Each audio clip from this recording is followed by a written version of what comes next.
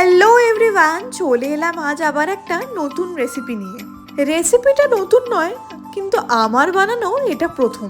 বাড়ি থেকে তো আমি ইলিশ মাছ নিয়ে এসেছিলাম আর দুখানাই পড়েছিল। ভাবলাম ওই দুটো মাছ দিয়ে বানিয়ে ফেলবো সর্ষে ইলিশ। তো অনেক রিসার্চ করে চলে এলাম রান্নাঘরে। প্রথমেই এসে আমি সাদা সর্ষে, কালো সর্ষে, পোস্ত এগুলো জলে ভিজিয়ে রাখলাম। আধ ঘন্টা মতো জলে ভিজিয়ে রাখবো। অন্যদিকে মাছটাও আমি নুন, হলুদ আর অল্প একটু সর্ষের তেল দিয়ে ম্যারিনেট করে রেখেছি।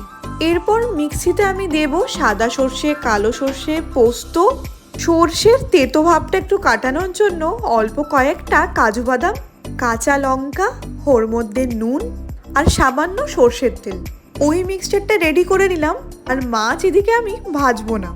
কড়াইয়ে তেল গরম হয়ে গেলে ওর মধ্যে কালো জিরে দিয়ে দিলাম। এরপর দিয়ে দিলাম হলুদ গুঁড়ো। একটুখানি নাড়াচাড়া করে ওই মিক্সিতে যে পেস্টটা বানিয়েছি সেটা দিয়ে দেবো।